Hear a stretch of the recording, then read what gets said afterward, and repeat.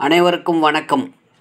தமிழ் நாடக தலைமை ஆசிரியர் என்று அழைக்கப்படும் தவ திரு சங்கரதாஸ் சுவாமிகள் அவர்களின் பிறந்த தினமான செப்டம்பர் 7 இன்று அவரை பற்றிய சிறு குறிப்புகளை உங்களுக்கு தெரிவிப்பதில் நான் பெருமகிழ்ச்சி அடைகின்றேன்.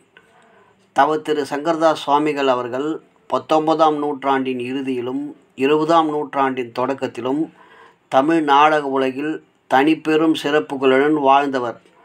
கூத்து மரபிலிருந்து உருவாகி வளர்ந்த தமிழ் நாடக அரங்கம் பெட்டி அரங்க மரபிற்கேற்ப உருப்பெற்றது சங்கரதாஸ் சுவாமிகள் காலத்தில்தான். தமிழ் நாடக தலைமை ஆசிரியர் என அழைக்கப்படும் இவர் சுமார் 40 நாடகங்களை எழுதியுள்ளார். அவற்றில் 18 நாடகங்களை இப்போது நூல் வடிவில் கிடைக்கின்றன. சங்கரதாஸ் சுவாமிகள் தூத்துக்குடிக்கு அருகில் உள்ள காட்டுநாயக்கன்பட்டி என்னும் சிற்றூரில் இராமாயண புலவர் என அழைக்கப்பட்ட தாமோதர கனகப்பிள்ளை பேச்சியம்மாள் இணையருக்கு மகனாக 1867ஆம் ஆண்டு செப்டம்பர் 7ஆம் நாள் பிறந்தார். பெற்றோர் இவருக்கு இட்ட பெயர் சங்கரன் என்பதாகும். தொடக்க கல்வி தன் தந்தை தாமோதரனாரிடமும் பெற்ற சங்கரதாசர் பின்னர் பழனியில் வளர்ந்த தண்டபாணி சுவாமிகளிடம் கல்வி பெற்றார். சங்க இலக்கியங்கள், நீதி நூல்கள், புராணங்கள், இதிகாசங்கள் போன்றவற்றை கற்றார். இதனால் வெண்பா, கலித்துறை, இசைப்பாடல்களான வண்ணம், சந்தம் ஆகியவற்றை பாடும் திறனை பெற்றார். சங்கரதாசர் தூத்துக்குடி உப்பு பண்டகசாலையில் சிறிது காலம் கணக்கராக பணியாற்றினார். பின்னர் நாடகத்துறைக்கு வந்தார். சில காலம் துறவியாய் சுற்றி திறந்தார். இதனாலேயே இவருக்கு சுவாமிகள் என்ற பெயர் கிட்டியது. பின்னர் மீண்டும் நாடக வாழ்க்கைக்கு திரும்பினார். சனீஸ்வரன், யமன், ராவணன், இரணியன் போன்ற எதிர்மறை கதாபாத்திரங்களில் நடித்தார். பின்னர் ஆசிரியராகவும் சிறிது காலம் பணியாற்றினார். நாடகத்தின் சூத்திரதாரராகவும் நடித்தார்.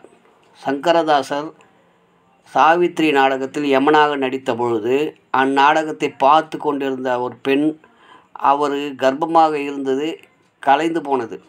நலதமயந்தி நாடகத்தில் சனீஸ்வரன் வேடமிட்டு சங்கரதாசர் அதிகாலையில் அவ்வேடத்தை கலைக்கச் சென்றபொழுது அவரை கண்ட பெண் ஒருவர் மாரடைப்பால் மரணம் அடைந்தது என தொடர் துயரங்கள் விளைந்ததால் அவர் நாடகத்தில் நடிப்பதை கைவிட்டார். நாடகம் எழுதுகிற, கற்றுத்தருகிற ஆசிரியப் பணியை மட்டும் தொடர்ந்தார்.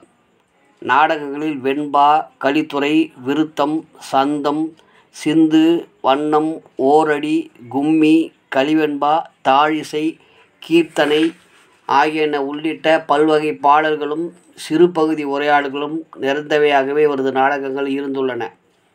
1921ஆம் ஆண்டில் பக்கவாதத்தால் பாதிக்கப்பட்ட சங்கரதாசருக்கு வலது கையும் இடது காலும் முடங்கிவிட்டன. வாய் திறந்து பேச இயலாது போய்விட்டது. இந்நிலையிலேயே 1922ஆம் ஆண்டு நவம்பர் 13ஆம் நாள் திங்கட்கிழமை இரவு புதுச்சேரியில் மரணமடைந்தார். சங்கரதாசர் நூற்றாண்டு விழாவையொட்டி 1967ஆம் ஆண்டு சென்னை நூற்றாண்டு விழா கொண்டாடி தவ திரு சங்கரதாஸ் சுவாமிகள் நூற்றாண்டு மலர் ஒன்றை வெளியிட்டும் 1968ஆம் ஆண்டில் மதுரை தமுக்கும் திடலின் வாயிலில் அவருக்கு சிலை எழுப்பியும் அவருக்கு தீகா சண்முகம் சிறப்பு சேர்த்தார். மதுரை தமுக்கும் திடலில் உள்ள நாடக அரங்கிற்கு தவ திரு சங்கரதாஸ் சுவாமிகள் அரங்கம் என பெயரிடப்பட்டுள்ளது. மதுரை ஒப்பனக்கார தெருவில் இயங்கி வரும் நாடக கலைஞர்கள் சங்கத்திற்கும் சங்கரதாஸின் பெயரிடப்பட்டுள்ளது. புதுச்சேரியில் உருவாக்கப்பட்டுள்ள பாண்டிச்சேரி பல்கலைக்கழகத்தின் நாடகத்துறைக்கும் தவ திரு சங்கரதாஸ் சுவாமிகள் நிகழ்கலைத்துறை என பெயரிடப்பட்டுள்ளது. நன்றி, வணக்கம்.